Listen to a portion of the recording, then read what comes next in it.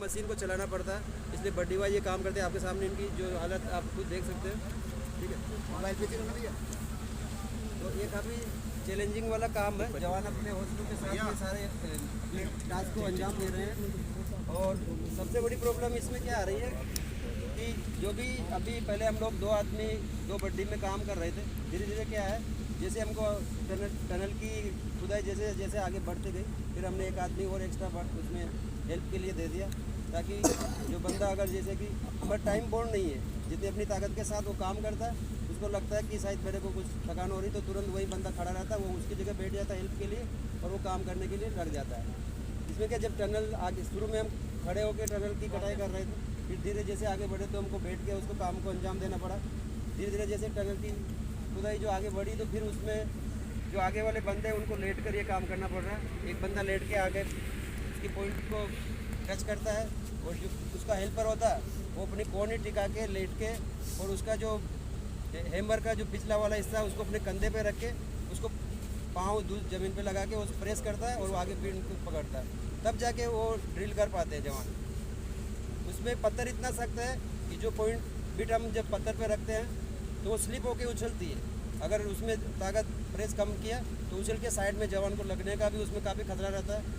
पत्थर काटने की वजह से प्लेट की तरह नुकीले हो रखे हैं पूरे ऊपर से, अगर गलती से भी थोड़ा भी मूवमेंट करते हैं तो उनको बिल्कुल कट होने का चांस होता है।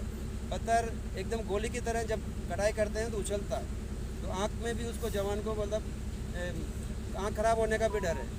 तो समस्या ही कहीं है, डस्ट स्पेस कम होने की वजह से डस्ट अंदर ही अंदर घूमती है, जिसकी वजह से क्या है, जवान को सांस लेने में भी प्रॉब्लम होती है, आँखों में भी देखने में भी प्रॉब्लम होती है, कान में घुस जाती है। जवान को काफ़ी देर तक मतलब काम करके आने के बाद भी उसको मतलब पूरी रात खांसी चलती रहती है। आने के बाद जवान जो कि हमारे यहाँ प्रशासन हमारे को उपलब्ध करा रखा कि आते उसको गर्म दूध, कीपिंग हैमर चल रहा था लगातार, उसको रेस्ट नहीं था। हम बदली कर करके उसको लगातार चला रहे थे, तो उसको हमें लगा कि ख़राब ना हो जाए, जिसकी वजह से हमने एडवांस में बाकी इक्विपमेंट और हमने मंगा के रखे हुए थे स्पेयर में। यहाँ के प्रशासन ने भी सारे इक्विपमेंट यहाँ पे पहले से स्पेयर में रखे हुए हैं, तो हमने तुरंत उनकी मशीनों को भी तुरंत बदली करते हैं। लेकिन ये सारे काम की वजह से काम को नहीं रोकते, एडवांस में चीज़ें हम वहाँ पे उपलब्ध करवाते हैं। जवान को बीच बीच में टेम्परेचर बहुत अलग है, हमारे यहाँ का टेम्परेचर बहुत अलग है, नीचे का टेम्परेचर बहुत अलग है।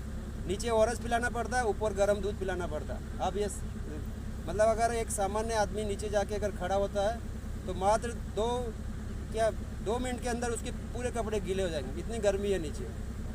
तो चैलेंजिंग जो हेल्पर रहता है वो थोड़ा पीछे रहता है, तो वो अगर काम नहीं करता तो उसको लगता सर्दी, और जो अंदर रहता है उसको लगती गर्मी।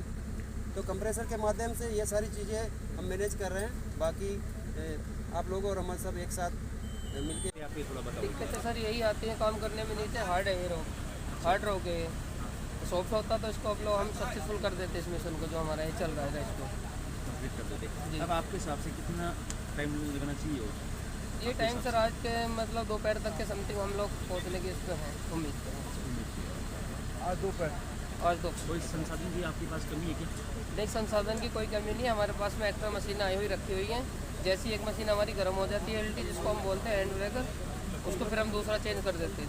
अच्छा, एक जानकारी और दीजिए, नीचे 2 लोग आप नीचे जा रहे हो, कितनी देर तक काम कर सकते हो आप नीचे? 3 लोग सर हम नीचे रहते हैं। 3 लोग। अच्छा, काम कितनी देर कर सकते हो आप कंटिन्यू? एक बंदा 2 घंटे के समथिंग में एक बंदा निकल करके आता है। निकलना ही होता है? हाँ, 2 घंटे। और